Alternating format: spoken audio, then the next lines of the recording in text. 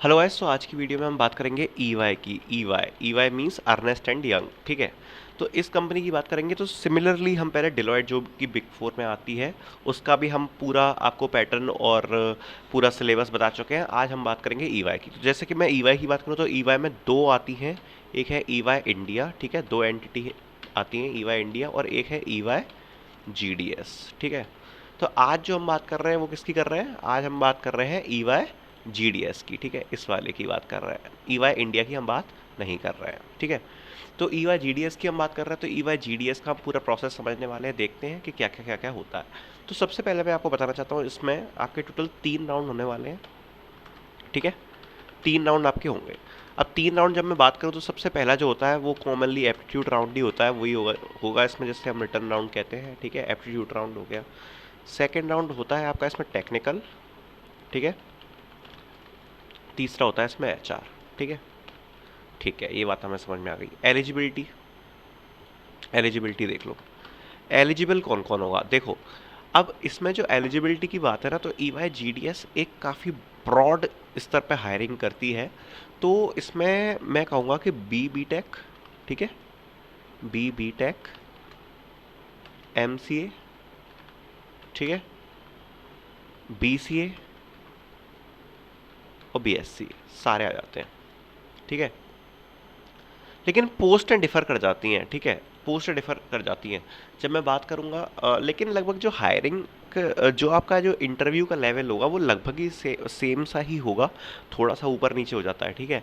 तो B take की जब मैं बात करूँ तो ये लगभग आपके एसोसिएट के लेवल पे हायर करती है। ठीक है, ये वाली हायर करती है एसोसिएट के लेवल पे, एसोसिएट के लेवल पे। और जब मैं और एमसीए भी, ठीक है, बीसी और बीएससी की बात करूँ, एक इनका आपको इंटरनल चीज़ बताता हूँ, इनका होता है टेक्नोलॉजी रिस्क। ठीक है, टेक्नोलॉजी रिस्क इस फील्ड पे साइड ये हायर करती है बीसी और बीएससी को। ठीक है, तो ये चीज़ हमें क्लियरली समझ में आ गई। पैटर्न आपका यही रहेगा। ठीक है। लेकिन क्या होता है कि इस चीज़ का ये जो टेक्निकल राउंड है इसका लेवल बढ़ जाता है यहाँ पर बी टेक में। ठीक है, और एमसीए में। ठीक है। तो बस यही डिफरेंस है, ज़्यादा कुछ डिफरेंस है नहीं। अगर आप दोनों के स्टूडेंट हैं तो आप अप्लाई करके इस वीडियो को देख सकते हैं। ठीक है।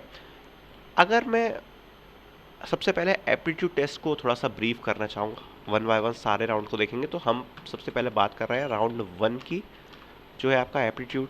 ठीक है। तो इसमें अगर मैं आपको ब्रीफ करूँ तो ऐसा कुछ होने वाला है आपके साथ।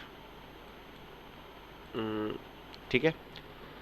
आपके जो इंग्लिश है, इंग्लिश में आपके आएंगे 12 क्वेश्चन 18 मिनट्स। ठीक है। क्वांट में आएंगे 12, दोबारा करता हूँ, यहाँ पे कुछ गलती हो गई है। हम्म,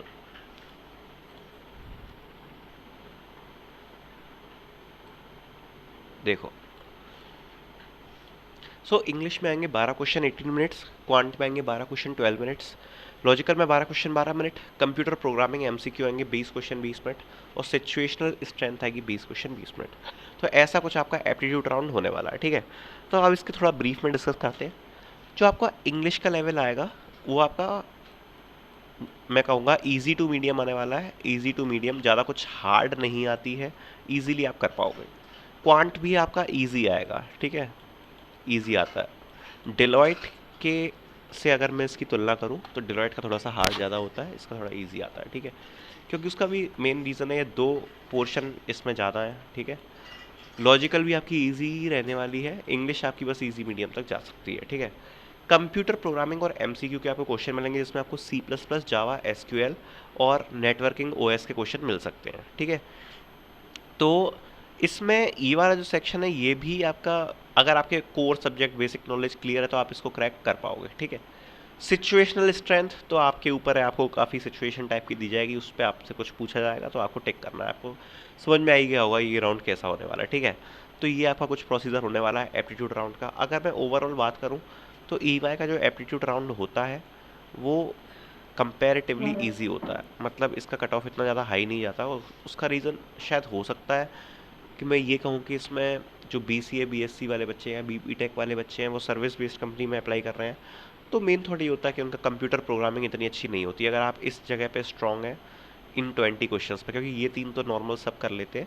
अगर आप इस जगह थोड़े से स्ट्रांग है तो आपको अपर एज मिलेगी और आप क्रैक कर लोगे, ठीक है, क्योंकि ये डिसाइडिंग फैक्टर बन जाता है इसमें। तो ठीक है, ये चीज़ हमें समझ में आ गई। तो ठीक है, अब सेकेंड राउंड को देखते हैं, जो है टेक्निकल राउंड। तो देखो, टेक्निकल राउंड की जब मैं बात करूँ तो इसका थोड़ा सा अलग टाइप का होता है, मतलब जब हमने पहले डेलोइट की बात करी थी उससे काफ़ी ज़्यादा अलग है।